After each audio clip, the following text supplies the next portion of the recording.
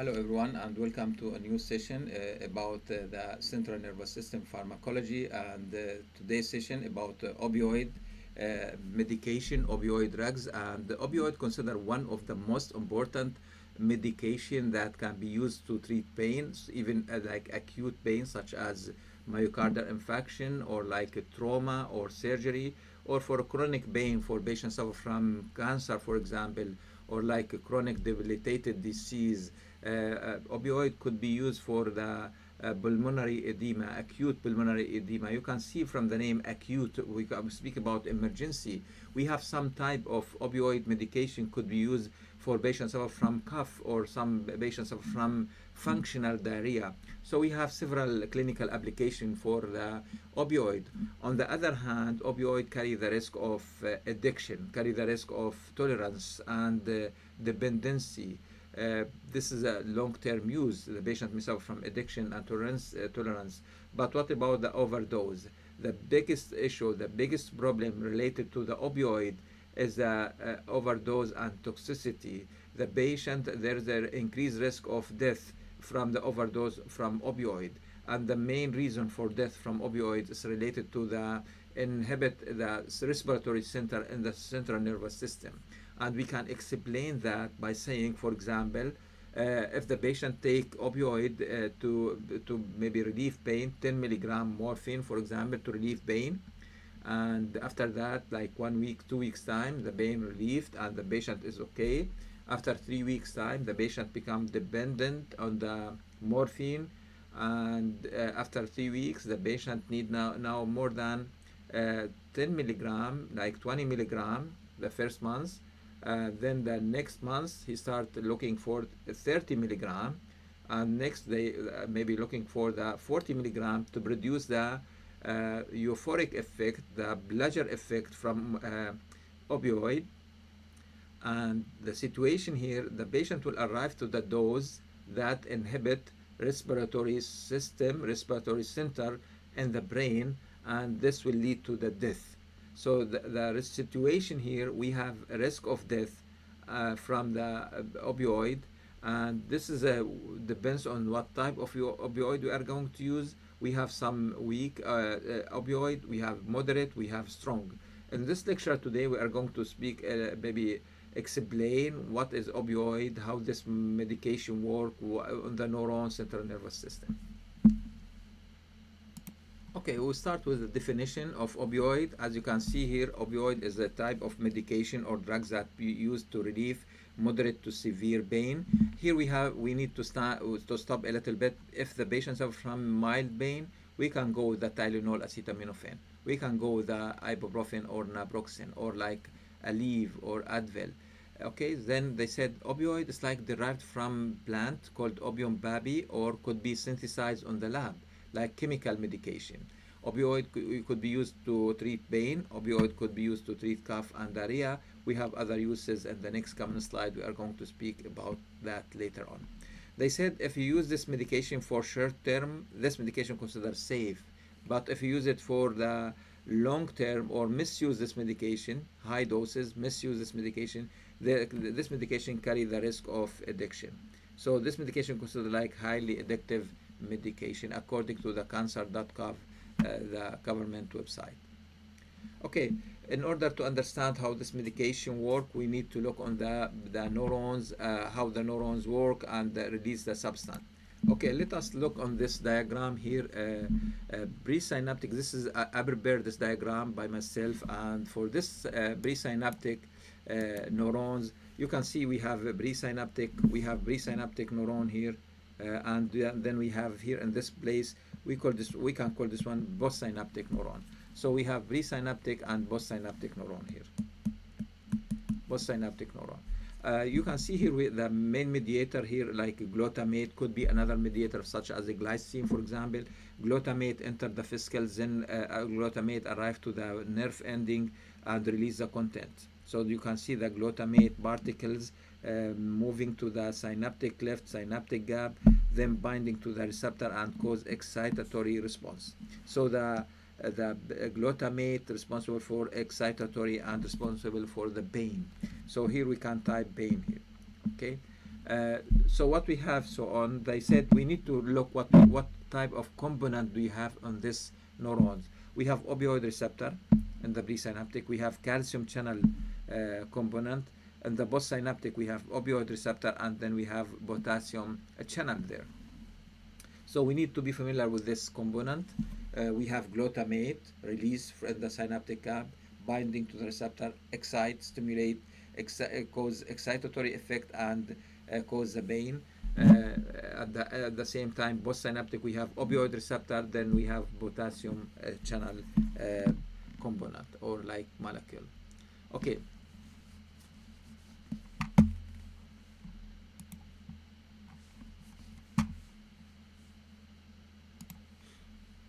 Okay, I need to remove the picture, my picture there, to understand how this medication work. We try to understand the mechanism of action of morphine or a mechanism of action of opioid in general, how this medication work. As you can see here, when you prescribe opioid, we need to focus on the number one, opioid bind to the receptor. Number one, opioid bind and activate the receptor. So activation of the receptor, opioid bind and activate the receptor, presynaptic receptor, number one.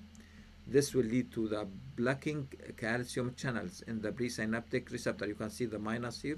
That means inhibit calcium channel, decrease calcium influx inside the cells, decrease depolarization. So this will lead to the decreased release of glutamate, which considered like excitatory transmitter. So you can see here by prescribing opioid, a black calcium channel and the release of glutamate decrease in the synaptic cleft here. We can count how many molecules we have here. We have 4 only. Okay, so what we can say here, okay, opioid or morphine decrease release of glutamate. I will go back and you can look how many glutamate do you have here. We have 4 molecules. Go there and you can count. We have a lot of molecules there. So under the effect of opioid, under the effect of morphine, this will lead to the decreased release of glutamate on the synaptic cleft. This is the mechanism number one. What about mechanism number two? So two mechanisms. Number one, binding to the activate the opioid receptor in the presynaptic, inhibit calcium channel, decrease release of glutamate. Number two, this is the important one. Number two, when the morphine or opioid binding to the receptor in the postsynaptic, so you can see it here, postsynaptic. We are talking about postsynaptic. So opioid, morphine bind to the postsynaptic receptor. This number two. This will lead to the activation. You can see the plus here. Activate potassium channels. Allow potassium to leave the cells, and we call this one potassium efflux. The potassium leaving the cells. Potassium leaving the cells, it causes hyperpolarization. Okay, it causes hyperpolarization. And the situation will be decreased response towards the excitatory mediator. Decreased response towards the excitatory mediator glutamate here. So the end result will be no excitatory response or less excitatory response. Okay, moving to the opioid receptor, we need to maybe speak a little bit about opioid receptor. They said that the researcher, maybe the literature review, they said we have 3 types of receptor in our body. We have a mu receptor, we have delta receptor, we have GABA receptor. So 3 types of receptor, mu, delta, and GABA receptor belong to the opioid. Okay. Then they said also we have in our body endogenous opioid. We have opioid in our body released when they need it. We have endorphin and enkephalin, dynorphin, and these medication also bind to this receptor and reduce effect. So when you have pain, this mediator will be released. This mediator will bind to the opioid receptor and relieve pain. Okay, location. This mediator, receptor could be available in the brain.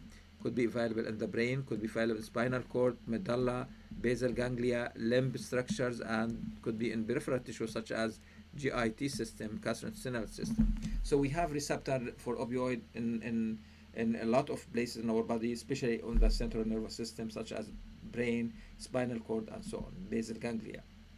Okay, the classification of opioid according to the generic and brand name. Here we are going to speak about a strong agonist, moderate agonist, weak agonist, partial agonist, and opioid antagonist. I will repeat it. Here we are going to speak about opioid classification, generic name, and brand name.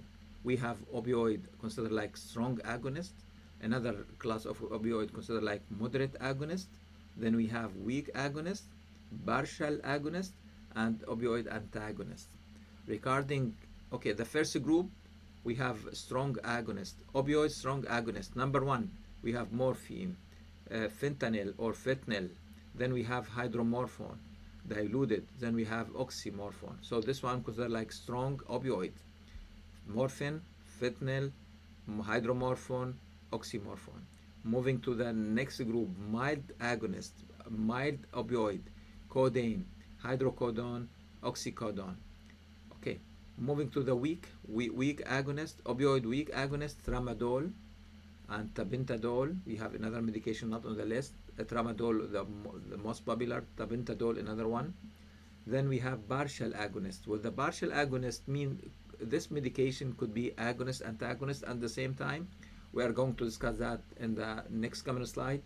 So partial agonist could be agonist, antagonist. So we have three medication there. The most popular one, buprenorphine. Buprenorphine, the most popular one, followed by pentazocine, nalbuphine. So buprenorphine, the partial agonist or agonist antagonist, mixed agonist antagonist.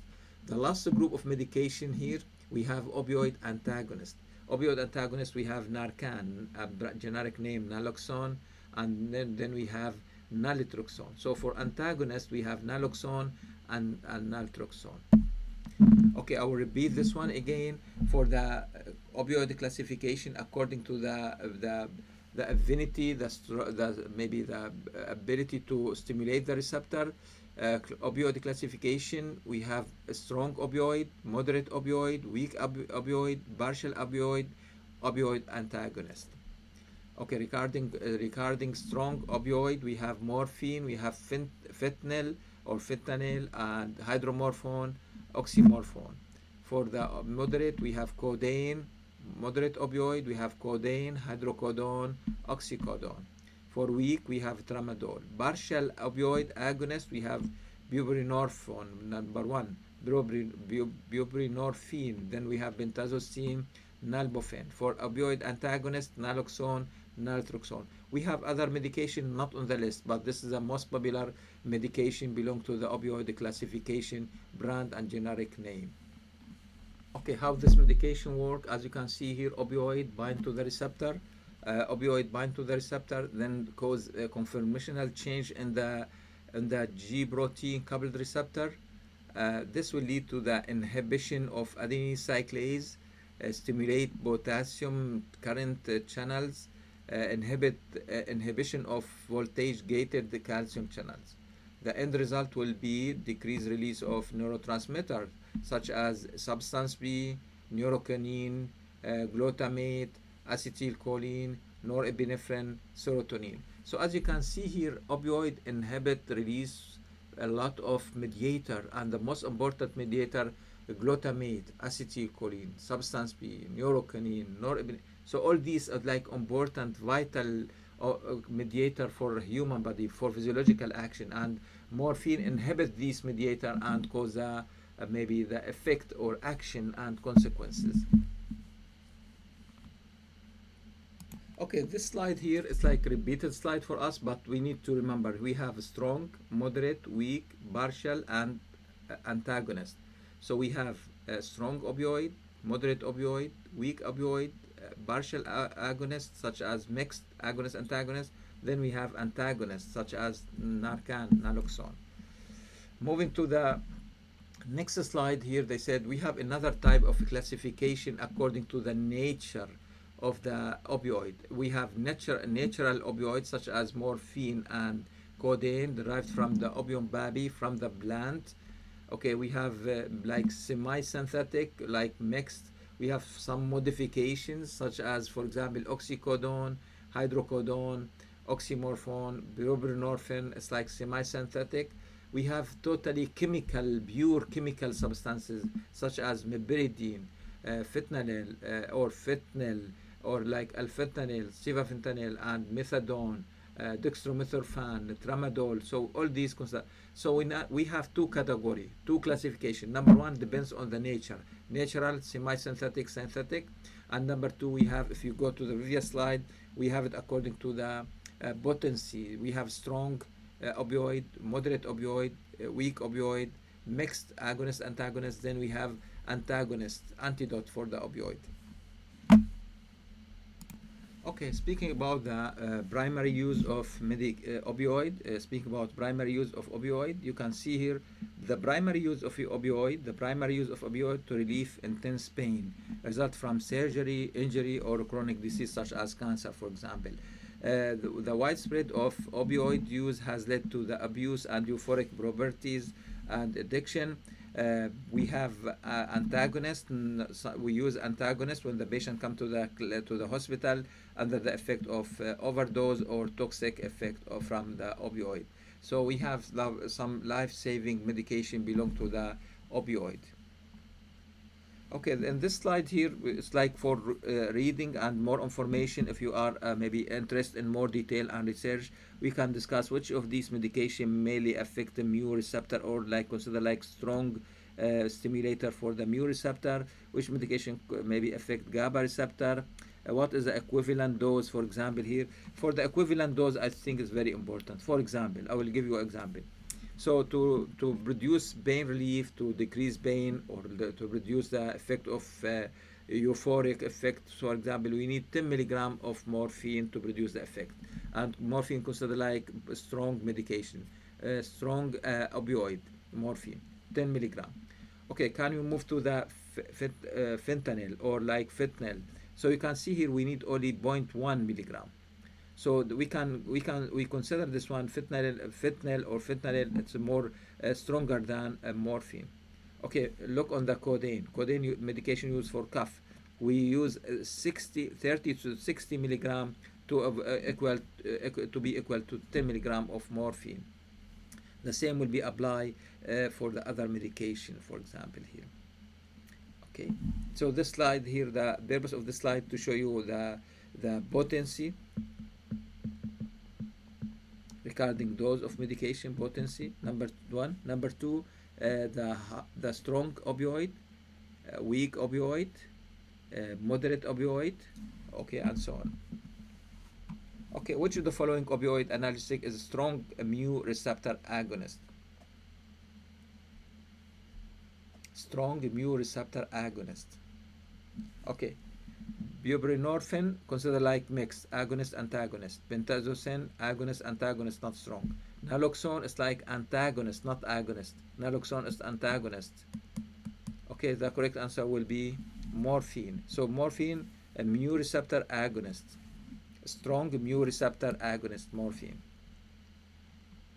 Okay, morphine, the correct answer. And the next question here, select the narcotic analgesic drug which is mixed agonist antagonist. So which of these opioid agonist antagonists? Fentanyl or fentanyl. It's like a strong agonist. Methadone, codeine. The correct answer will be pentazocine. Pentazocine considered like agonist antagonist. Okay. The effect of opioid. We need to maybe discuss the effect. This is the important slide for us. What are the effect of opioid when you prescribe opioid? Number one, opioid reduce pain. Opioid maybe carry the activity of analgesia. Number one. Number two, opioid cause sedation and euphoria, and this is the main reason for addiction. Sedation and euphoria, and this cause addiction here. Okay. Opioid may cause respiratory depression with a high dose or toxic dose or overdose. Okay, toxic dose lead to the death. So what is the main cause of death from opioid? Respiratory depression. Opioid could be used for treatment of cough as antitussive action. We can use it to treat cough. Okay, opioid can cause nausea and vomiting. Opioid cause nausea and vomiting. This is unwanted effect. Opioid cause constipation. Okay, we have medication to treat constipation belong to the opioid. Opioid cause biliary colic or spasm. So if the patient come to the clinic suffer from abdominal pain, you have to be careful not to prescribe it, because this one may increase abdominal pain due to the like stone, gallbladder stone or something like that. So you have to diagnose the patient before you prescribe the medication to the patient. Prolong labor and reduce uterine contraction. Okay, most of opioid cause pinpoint pupil, pinpoint pupil, three P's, pinpoint pupil, and we call this one meiosis. And one of the studies they said through the effect of acetylcholine, like Vegas effect. Okay, except one medication from the opioid, we have meperidine. They said meperidine cause mydriasis. So all the opioid cause meiosis, pinpoint pupil, except meperidine cause mydriasis. All the medication belong to the opioid cause bradycardia and hypotension, inhibit the heart function and hypotension like vasodilation, except meperidine. Meperidine causes tachycardia. So as you can see here, meperidine cause two main things like exceptional. Meperidine cause mydriasis, meperidine cause tachycardia, and the other opioid cause pinpoint pupil and bradycardia. Okay. Another important maybe side effect or adverse effect related to the opioid increased release of histamine. Okay, opioid increased release of histamine, and the patient come to the clinic suffer from pruritus, flushing, urticaria, and we know that histamine may cause bronchoconstriction. So if the patient, for example, suffer from pinpoint pupils, urticaria, and come to the hospital, start thinking about opioid misuse. So when the patient come in with a look on the eye, if we have pinpoint on the eye like small dot here, we start thinking about opioid overdose. If you have like bronchospasm, itchy skin, and pruritus, flushing, urticaria, start thinking about opioid dose or overdose. Okay. Chronic uses of opioid may lead to the tolerance and dependence. Also, they found that opioid may cause sexual dysfunction through the inhibitory effect on the hypothalamus pituitary gonadal axis. I'm not sure if I'm familiar with this one. Here we are talking about hypothalamus on the brain. Hypothalamus on the brain. Okay, then we have pituitary here on the brain. Then we have the gonadal, such as ovary. Okay, we have ovary here. So what they found there, this medication, this is axis here. This axis talk about the hypothalamus. I will type it here. Hypothalamus stimulate the pituitary gland, and this will stimulate the gonadal axis. Okay, so that what happened there, that with the opioid suppress this axis and lead to that sexual dysfunction. Okay, tolerance with the frequently repeated therapeutic doses, and there's the patient will find there's a gradual loss of effectiveness, and the patient will need larger doses. So with the repeated doses, the patient will need more higher doses to produce the same effect of euphoric and happiness. This is the main reason of addiction, and then there is a physical dependence, which is defined as characteristic by withdrawal symptoms when the drug is stopped.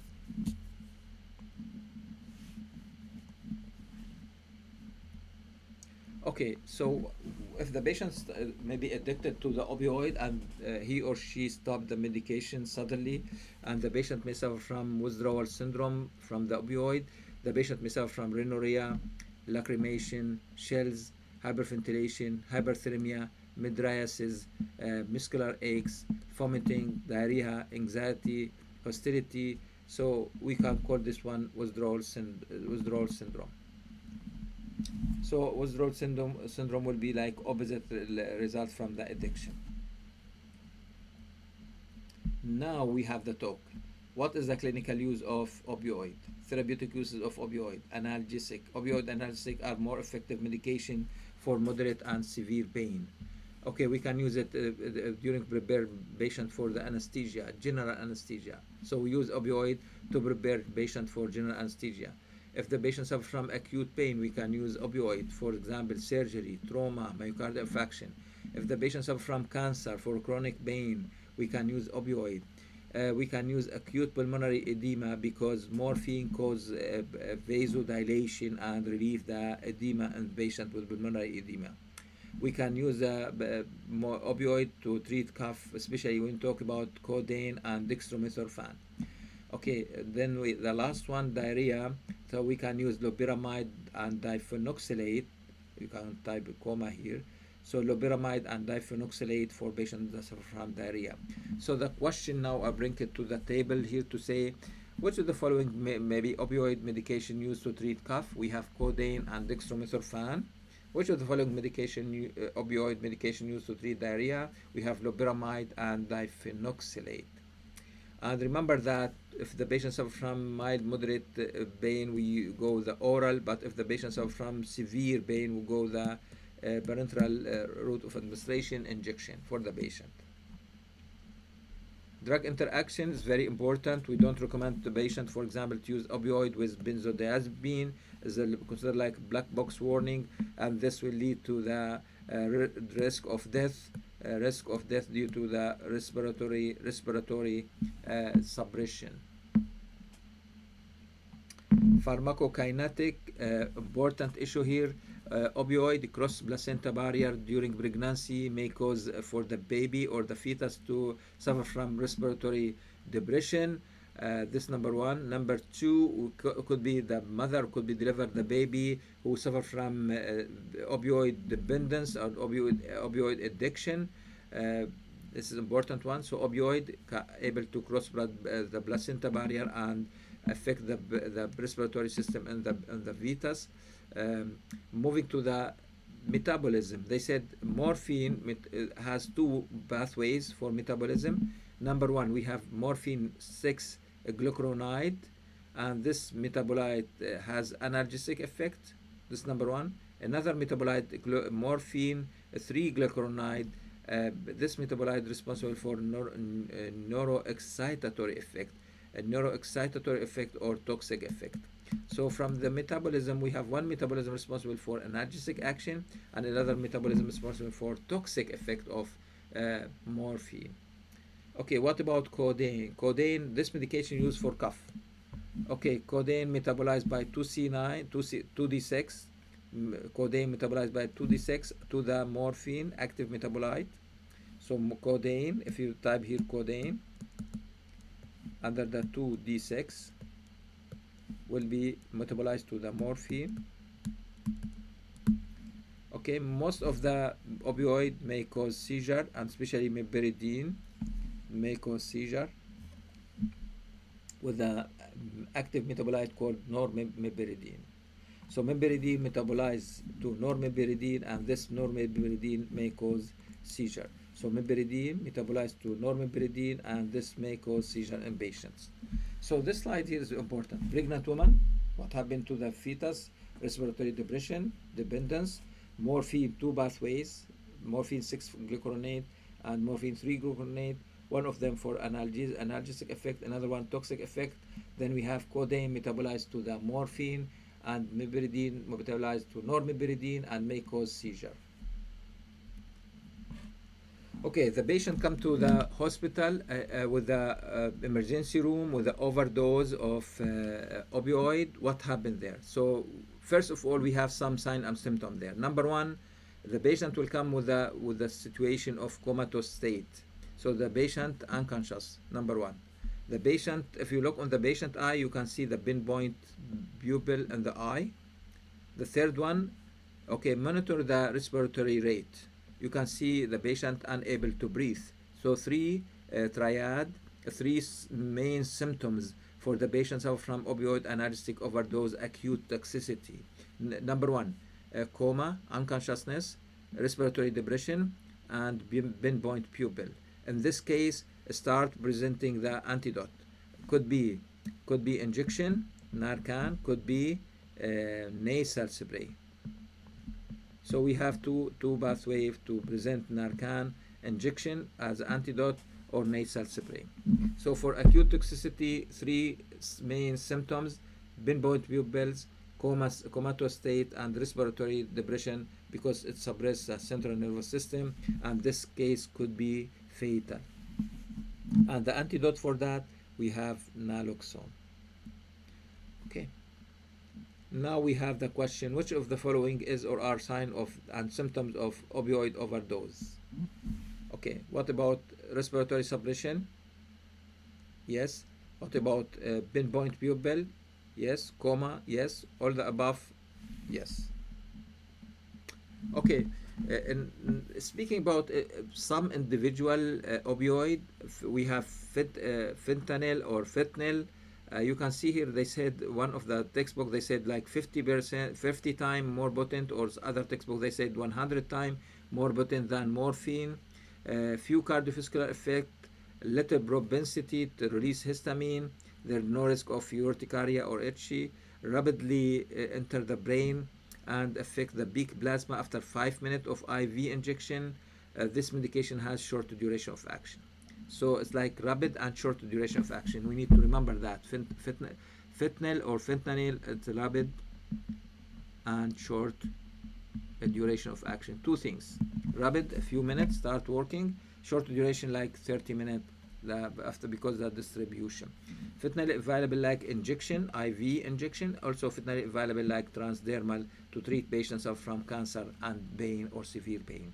So we have it for the two option. Could be in anesthesia, surgery, or could be for chronic use as transdermal patches for patients from cancer. Okay, methadone. Methadone versus morphine. Methadone available oral, well absorbed. Methadone considered like mu agonist. Inhibit methadone not only work on the morphine receptor. Methadone inhibit norepinephrine. Methadone inhibit serotonin reuptake. Inhibit norepinephrine and serotonin reuptake. That means these two maybe mediator will be increased in our body when you inhibit the reuptake. Inhibit norepinephrine and serotonin reuptake.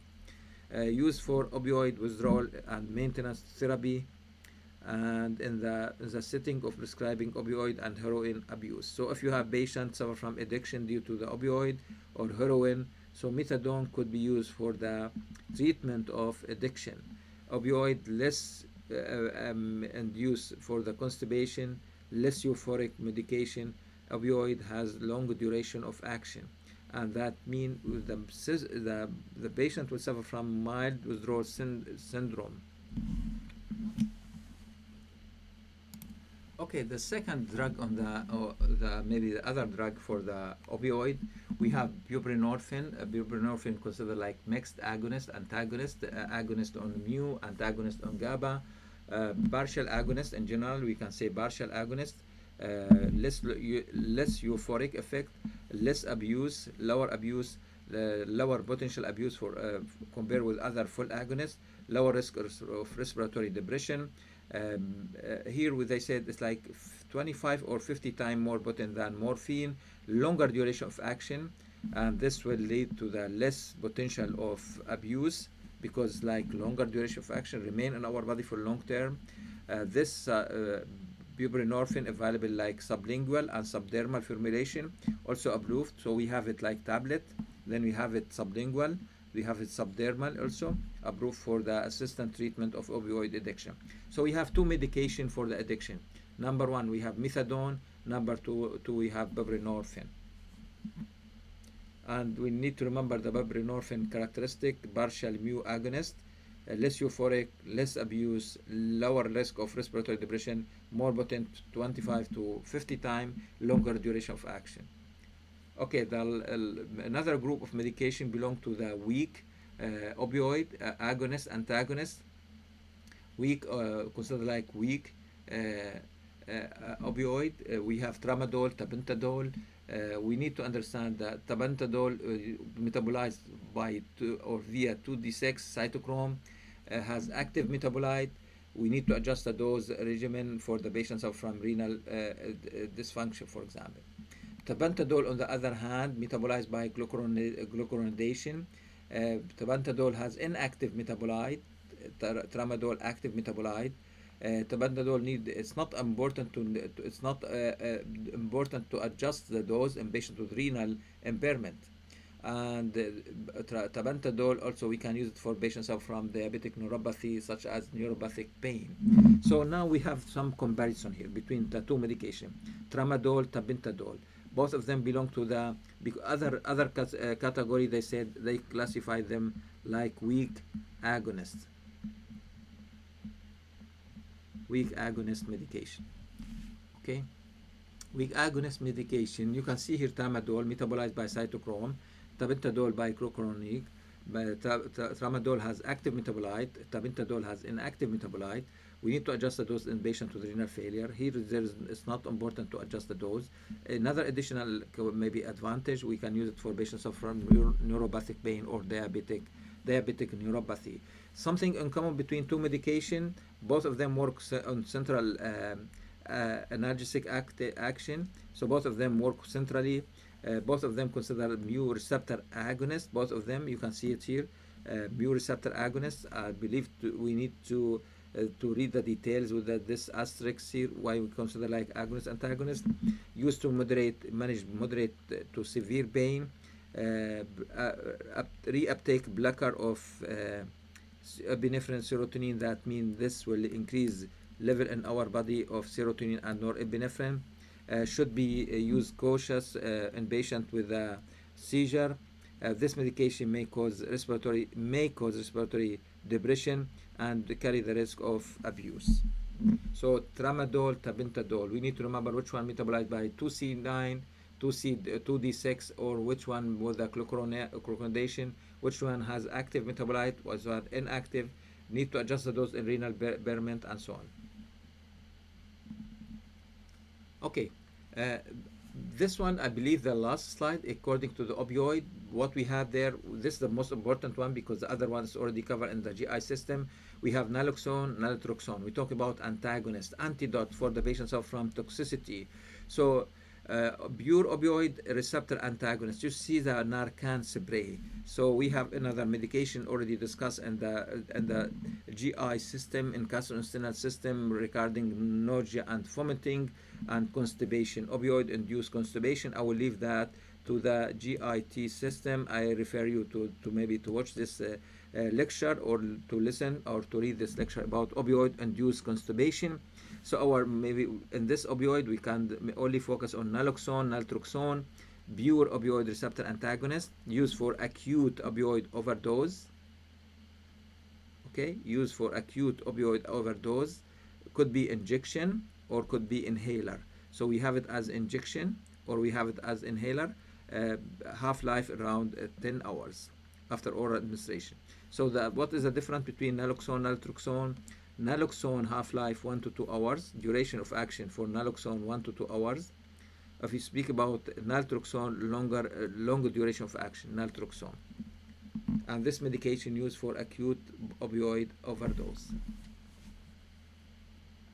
Okay, at the end of this lecture, I would like to maybe summarize and recap what we have already. We discussed opioid and the nature of opioid, natural, semi-synthetic, synthetic.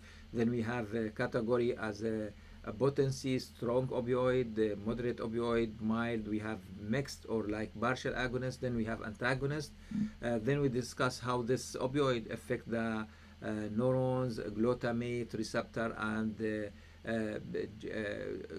G protein coupled receptor, and the effect on the calcium and potassium channels on the neurons. We discussed the effect of opioid on the human body, started from the brain to the cough, to the diarrhea, to the heart. For example, most of the opioid cause bradycardia, except meperidine cause bradycardia. Also, we need to remember opioid increase release of histamine and cause itchy skin and urticaria. We need to remember the main cause of death from opioid related to the respiratory suppression. And we have three like symptoms, or we call this one triad. For patient coming to the emergency room, you need to look on the eye. You can see the pinpoint pupil and count the respiratory rate. We have no respiratory rate, the patient will be suppressed respiratory rate. And we need to look on the consciousness, the patient will come with a comatose state.